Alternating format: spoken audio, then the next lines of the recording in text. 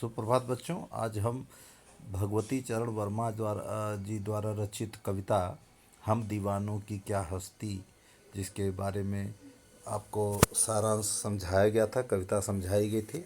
आज हम उसके प्रश्नोत्तर करेंगे। तो एक एक करके प्रश्नों को पढ़ेंगे और उसके उत्तर समझेंगे। और आप लोगों को निर्देश है कि आप इसको अपनी उत्तर पुस्तिका में ज़रूर लिखें। तो देखिए, दीवानों की हस्ती कविता के प्रश्नोत्तर।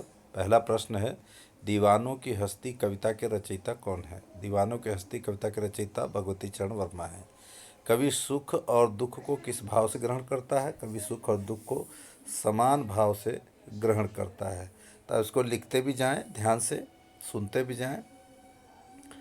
अगला प्रश्न है, कवि किस बात के लिए संघर्षरत रहता है? उत्तर है, कवि समाज की भलाई के लिए हमेशा संघर्षरत रहता है। चौथा प्रश्न है, शब्दों के अर्थ बताइए। स्वच्छंद माने स्वतंत्रता, अपनी इच्छा के अनुसार, और उर का अर्थ हृदय। कविता पढ़कर कवि की क्या क्या विशेषताएं स्पष्ट होती हैं?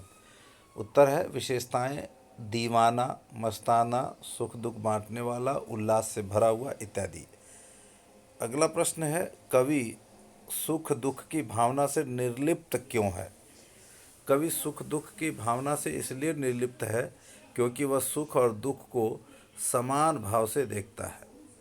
अगला प्रश्न है, कवि किन बंधनों को तोड़ने की बात कर रहा है? कवि समाज में व्याप्त बुराइयों, रूढ़िग्रस्त रीति रिवाजों के परंपरागत बंधनों को तो तोड़ने की बात कह रहा है। कवि ने दुनिया को भिखमंगा क्यों कहा है? कवि ने दुनिया को भिखमंगा इसलिए कहा है क्योंकि दुनिया में सभी लोग एक दूसरे से कुछ न कुछ मांगते रहते हैं। प्रश्न है, कवि जग को अपना क्या योगदान देना चाहता है? कवि लोगों में खुशियां बांटना चाहता है। वह लोगों के मन से दुख और भय जैसे भावों को दूर करना चाहता है। 10वां प्रश्न है, कवि की मंजिल निश्चित क्यों नहीं है? कवि अपने इच्छानुसार जीवन का आनंद आनंद लेना चाहता है। उसे जो भी राह दिखती है वह उसी पर आगे बढ़ता जाता है, इसलिए कवि की मंजिल निश्चित नहीं है। 11वां प्रश्न है, हम स्वयं बंधे थे और स्वयं हम अपने बंधन तोड़ चले। पंक्ति का अर्थ बताइए। देखिए, कवि स्वयं सांसारिक बंधनों से बंधकर आया था, परंतु वह अब सांसारिकता के सभी बंधनों को अपनी इच्छा से तोड़कर स्वच्छंद जीना चाहता है। मुख्य प्रश्नोत्तर देखिए, ये तो छोटे छोटे प्रश्न थे जो कभी कभी एक एक नंबर के आ जाते हैं। मुख्य प्रश्न, कवि ने अपने आने को उल्लास और जाने को आंसू बनकर बह जाना क्यों कहा है? कवि ने अपने आने को उल्लास इसलिए कहा है क्योंकि उसके आने से लोगों में मस्ती और खुशी छा जाती है। इससे कवि भी प्रसन्न होता है। लेकिन जब कवि किसी जगह को छोड़कर जाने लगता है तो वहाँ के जो लोग हैं वो दुखी हो जाते हैं। ऐसी विदाई की घड़ी में सबकी आंखों में आंसू बहने लगते हैं। इसलिए कवि ने अपने जाने को आंसू बनकर बह जाना कहा है। अगला मुख्य प्रश्न है, भिखमंगों की दुनिया में बेरोक प्यार लुटाने वाला कवि ऐसा क्यों कहता है कि वह अपने हृदय पर असफलता का एक निशान भार की तरह लेकर जा रहा है? क्या वह निराश है या प्रसन्न है? उत्तर देखिए, कवि के अनुसार ये स्वार्थी दुनिया इतनी लालची है कि इसने कभी निस्वार्थ भाव से कुछ देना कभी सीखा ही नहीं।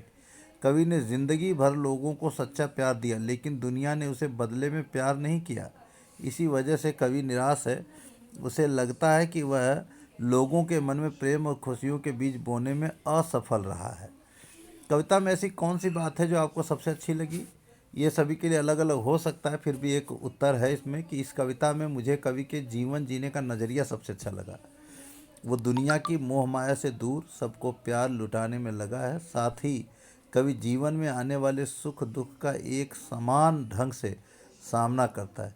ऐसा व्यक्ति जीवन में सबसे ज़्यादा सुखी और संतुष्ट रहता है। अनुमान और कल्पना के देखिए प्रश्न। एक पंक्ति में कवि ने यह कहकर अपने अस्तित्व को नकारा कि हम दीवानों की क्या हस्ती है, आज यहाँ कल वहाँ चले। दूसरी पंक्ति में उसने यह कहकर अपने अस्तित्व को महत्व दिया कि मस्ती का आलम साथ चला, हम धूल उड़ाते जहाँ चले। यह फाका मस्ती का उदाहरण है। अभाव में भी खुश रहना फाका मस्ती कही जाती है। कविता में इस प्रकार की अन्य पंक्तियाँ भी हैं, उन्हें ध्यानपूर्वक पढ़िए। अनुमान लगाइए कि कविता में परस्पर विरोधी बातें क्यों की गई।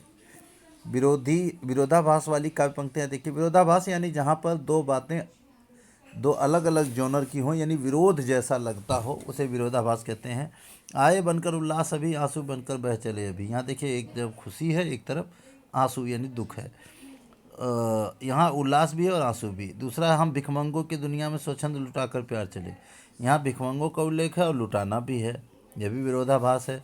हम स्वयं बंधे थे और स्वयं हम अपने बंधन तोड़ चले। यह स्वयं बंधकर फिर स्वयं अपने बंधनों को तोड़ने की बात की गई। यहाँ भी विरोधाभास है और यहाँ विरोधाभास अलंकार भी है, इसे विरोधाभास अलंकार कहते हैं। तो आशा है कि आप सभी बच्चों को ध्यान से सुना होगा सभी ने और समझ आया होगा। आप इसको अपने उत्तर पुस्तिका में ज़रूर करें ताकि आप इसको दोबारा पढ़ सकें, ध्यान सकें। बार बार वीडियो को चला करके आप प्रश्नोत्तर को कर सकते हैं और अच्छे से रहें, अपने घर में सेफ रहें, पढ़ते रहें, मस्ती में रहें, मस्ती भी करें। स्टे होम, सेफ हो।